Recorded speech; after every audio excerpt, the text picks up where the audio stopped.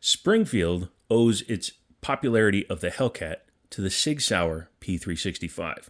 The Sig Sauer P365 came out and it reignited a desire for a Micro 9. You had the Glock 43s and the LC9s and all those guns, but the SIG 365 actually created a very usable, very shootable Micro 9mm double stack with good capacity. Well, Springfield came out with their Hellcat to compete with it. Other companies did too. The GX4 from Taurus, less said about those self-exploding sons of bitches, the better.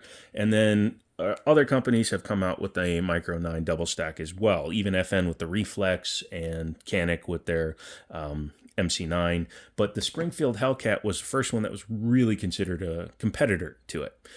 Since then, people have realized itty-bitty guns kind of suck. So in terms of growth, they've expanded the size of the Micro 9s to where they're almost mid-size now. Mid-size capacity, sometimes full-size capacity, but still smaller than a mid-size gun. And that's what we're going to be taking a look at today.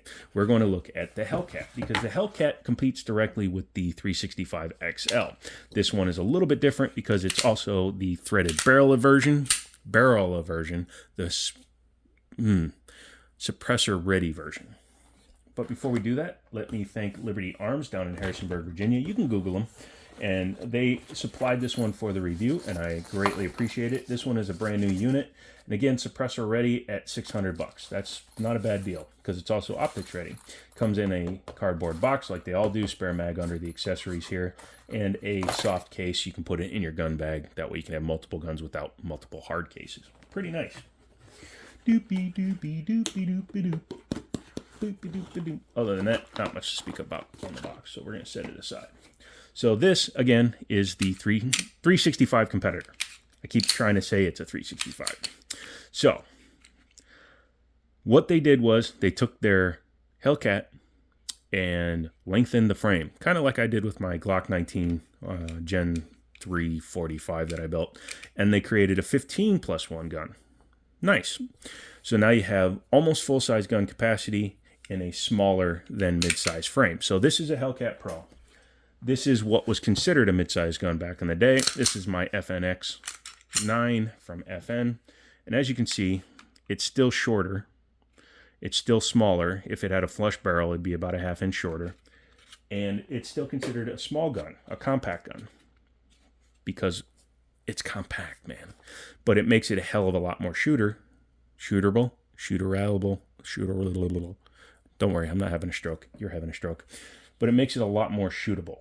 Has a single, actually double slot, excuse me, I didn't notice that first slot there. But it has a 2-slot rail. It's curved a little bit, but it should still take all your 1913 accessories. Sorry, there you go, better angle. Has a big plug in the front for the spring. And of course, like I said, this one is suppressor ready and optics ready. However, you will need to run an optic or replace the sights if you want to run a suppressor on this particular handgun. Chambered in 9mm. That is a perfectly good caliber, and it's kind of neat. Actually, this is my first time really taking a look at it. First visual thing I don't really care for is these vestigial finger grooves. They really don't work for guys with bigger hands. I mean, I can cram my fingers up in there, but that's not comfortable. I'd rather have it flat. That way I can jam it into my hand a little bit more. Has a little bit of a beaver tail kind of looking thing there. That's mostly to protect those of you that have what are referred to as generous sized hands or fat finger syndrome or little Debbie lovers. But for guys like me, even though I am a large gentleman, 6'4", I don't have to worry about slide bite. Very few guns will actually give me slide bite unless it's something psychotic like the Beretta Cheetah or like this guy. This could get me, because the hammer can come back depending on how I'm gripping it. Anyways, come back to this guy. Polymer frame, steel upper, front and rear slide serrations. Unlike the FN, these are done pretty shitty. Sorry, I'm going to cuss. But yeah, it's such a heavy slide in comparison to some of like the 365s that it's uncomfortable to try to front check it. I obviously can, but you can see it's actually easier for me to front check it than it is to grab these. These are shit. They look like they weren't finished at the factory, so that's a negative. Has the U-dot and night sight front sight. Springfield does offer a lot of variations on its sight pictures, but I actually prefer a night sight front with a blacked out rear. Takes a little bit of getting used to. My Emissary had the same rear sight picture, and I believe the Echelons have them now, but you can get used to it. It's stupid in my opinion. It doesn't work on the Glock.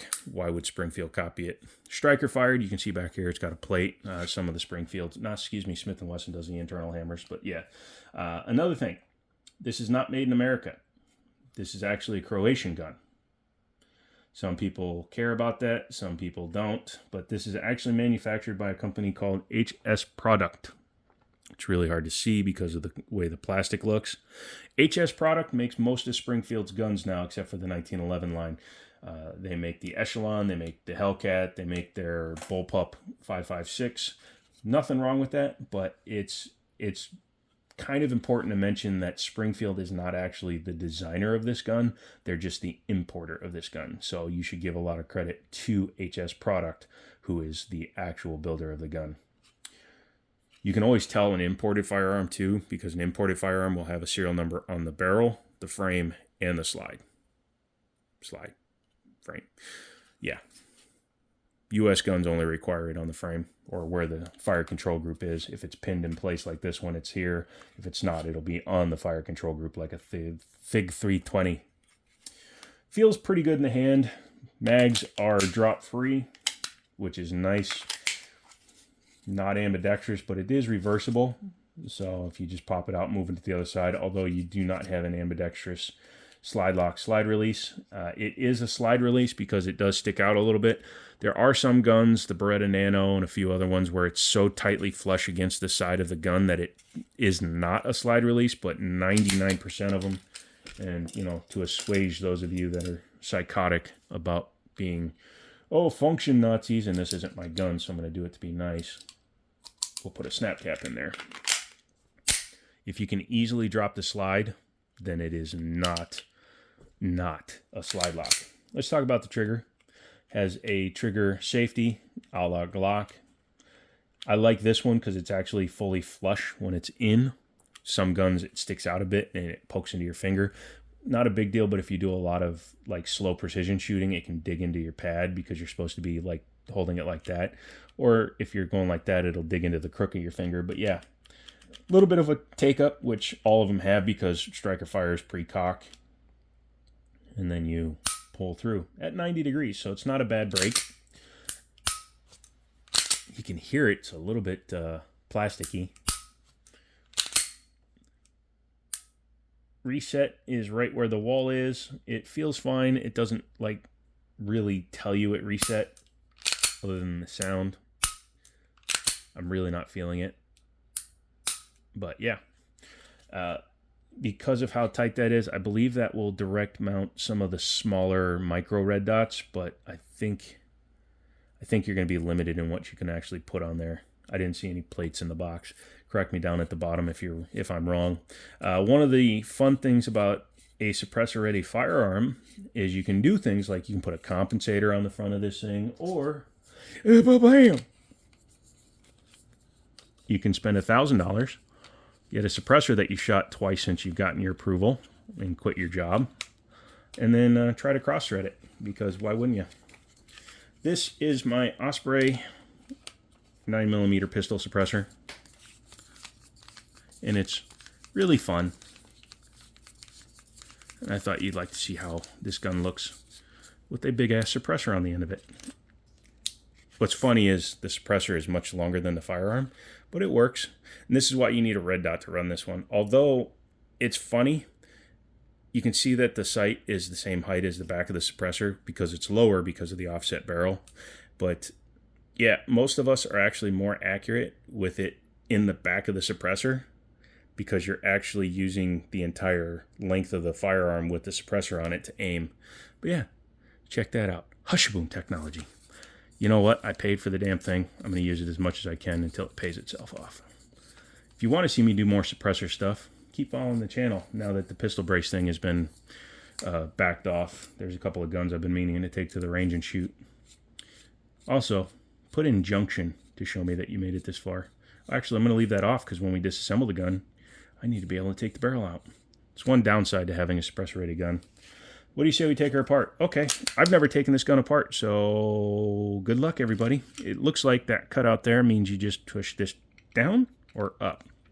Is it down or up? It's up. You can tell because of the lip there. Once you've done that, you can go ahead and drop the slide, and as you can see, it's striker fired, so pull your trigger, and that comes off. Oh, very tight. Come on.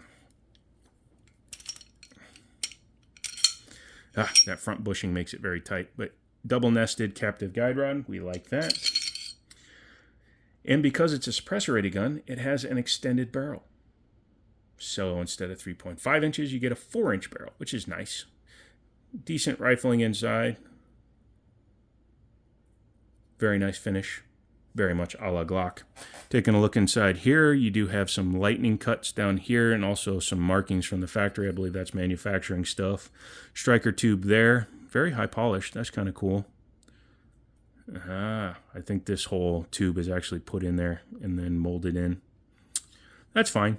Very, very, very nice striker tab. Man, look at the size of that thing. That thing is huge. That's what she said. There's your firing pin block there. But yeah, no, that definitely makes sure that the sear engages. External extractor there. And thankfully the screws for the optic are in the top, so you don't have to disassemble the gun just to mount an optic. Put that back together real quick so that we can take a look at the bottom. Oh, there we go. Very, very light. This thing is feather light. Inside here, there's your rear for the sear. It's not as complicated as a Glock. Literally, when this comes back, it just drops at, which allows the striker to release. There's your firing pin block there. Front block, rear rails, ejector. Very simple, very easy. They could have done it ambidextrous pretty easily, if you ask me. They just put the firing pin, the trigger bar up high. If they hadn't done the trigger bar up so high, they could have added an ambidextrous slide lock, slide release. Get on that, Springfield. Reassembly is the same as disassembly. Just make sure that you put the gun back together. You'll know right away if the spring isn't in the right location because it'll jam up on you. Bring it back, lock it, tab down, slide down, barrel protector on. These are actually pretty important to have because it helps the aesthetics as well as protects that thread in case you drop the gun. And then your suppressor won't thread on.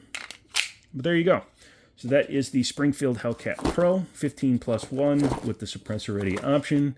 Liberty Arms, Harrisonburg, Virginia. Tell them I sent you. Pick one of these things up for yourself because they are decent shooters. Let me know if you have one, what kind of problems you may have had in it. If you haven't had any problems, good on you, son. If you have had problems, sorry to hear that, son. Come back for the next one. And as always, I'll talk to you later.